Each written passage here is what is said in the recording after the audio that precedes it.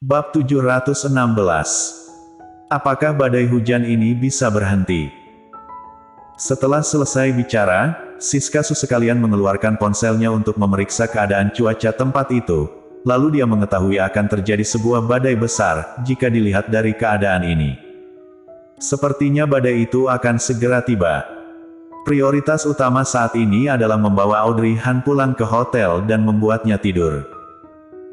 Dengan begini, kalaupun hujan besar akan segera turun, Audrey Han sudah berada dalam tidurnya. Hari ini dia sudah begitu lelah. Siskasu diam-diam membuat rencana. Tapi Audrey Han malah melihat ke arah rintik-rintik hujan di luar dengan gelisah. Mengapa bisa seperti ini? Apakah kesialan menerpa hidupnya? Meskipun sekarang hanya hujan ringan, tapi hati Audrey Han merasa sangat penuh kekhawatiran. Ketika sampai di hotel, Audrey Han tidak terlalu bersedia untuk masuk ke dalam.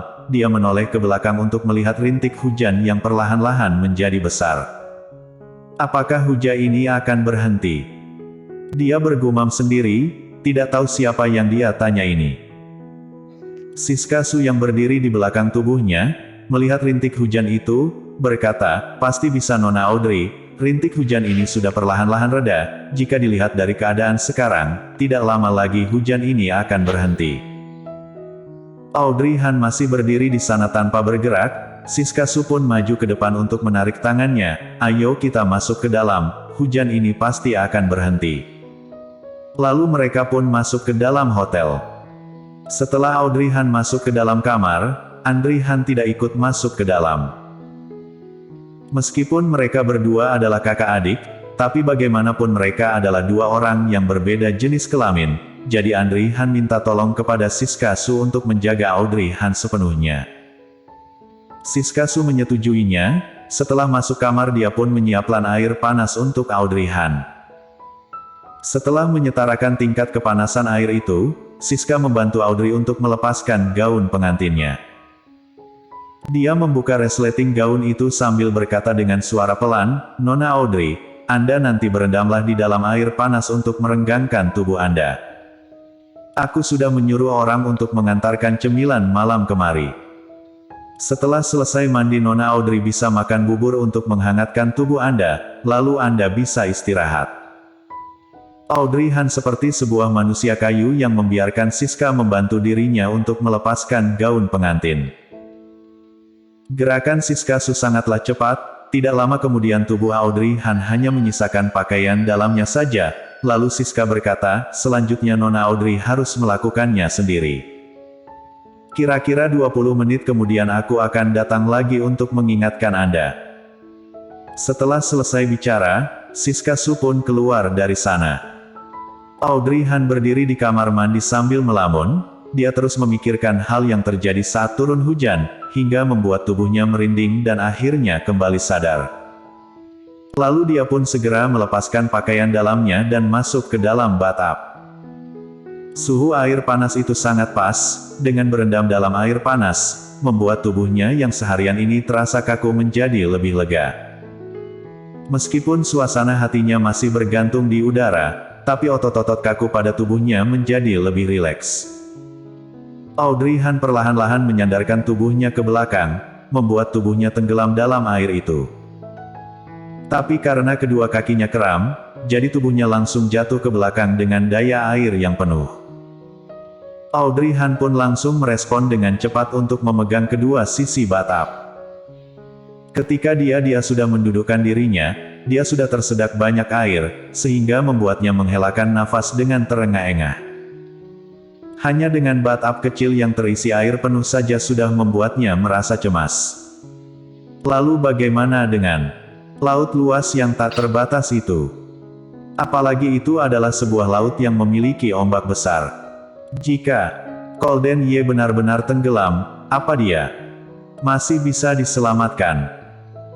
Pikirannya terus berputar, membuat Audrey Han menjadi semakin putus asa, jadi dia tidak tahan untuk berendam lagi. Dia langsung berdiri mengenakan pakaiannya tanpa menyeka bersih air yang ada pada tubuhnya, lalu membuka pintu kamar mandi dan berjalan keluar.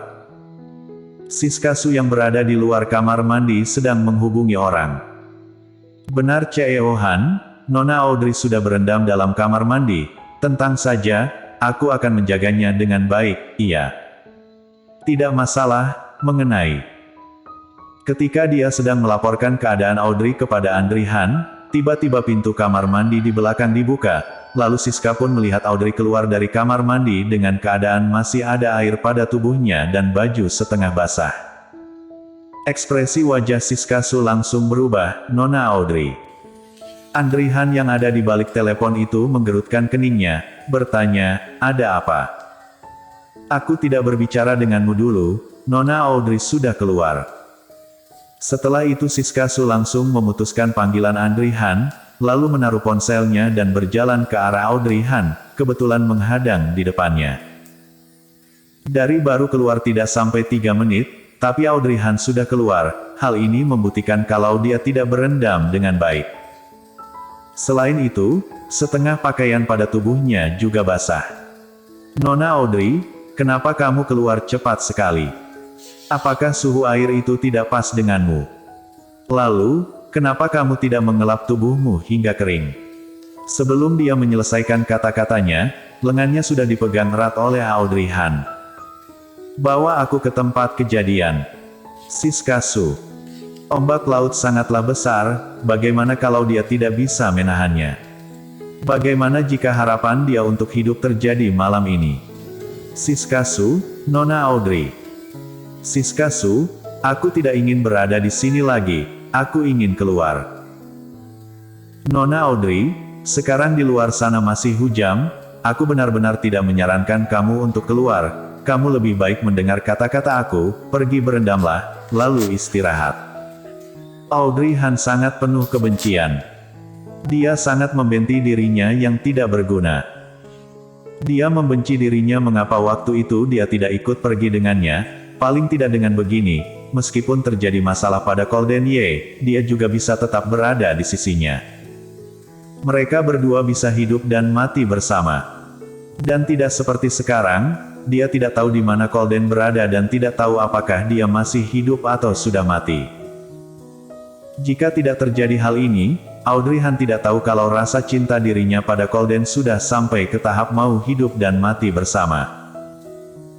Dulu kalau berpisah hanya berpisah saja, paling tidak dia masih tahu kalau Golden masih hidup dengan normal, Golden bisa hidup lebih baik dari hari sebelumnya, jadi dia bisa diam-diam melihat Golden. Tapi sekarang, dia menyadari, selama tidak ada Golden dalam hidupnya, membuatnya sudah hampir gila. Sekretaris Su. Sulit bagi Audrey untuk menstabilkan suaranya, dia melihat ke arah Siska Su dengan wajah yang pucat, lalu berbicara dengan keadaan bibir yang pucat, apa kamu bisa memahaminya? Siska Su. Dia bilang mengerti, tapi tidak bisa merasakannya. Jadi untuk apa dia mengatakannya? Sekretaris Su mengira Audrey akan berdebat dengannya, tapi siapa sangka Audrey malah berbalik dan kembali ke kamar mandi dengan diam. Dia tidak pergi berendam lagi, tapi langsung mandi air panas, lalu mulai mengenakan pakaian yang bersih lagi untuk dirinya. Audrey Han tahu, jika dirinya terus bersikap seperti ini, Siska Su tidak akan membiarkannya keluar. Sepertinya malam ini dia harus menetap di sini. Malam semakin gelap. Meskipun di kejauhan masih ada lampu yang menerangi, tapi tetap tidak bisa menerangi tempat sekitar. Langit malam ini tidak ada cahaya rembulan dan ditutupi dengan awan gelap, sehingga membuat malam itu sangat gelap hingga tidak bisa melihat tangannya ketika dia mengulurkan ke atas. Duar. Kilatan petir tiba-tiba melintas di langit yang gelap, diikuti oleh guntur. Hujan ringan yang terjadi beberapa jam lalu telah datang kembali dan menjadi butiran rintik hujan yang tebal. Sebuah badai hujan mulai datang. Badai hujan ini menerjang kegelapan yang tidak berujung. Bagi kebanyakan orang, malam ini mungkin akan menjadi malam yang kelam dan penuh keputusasaan.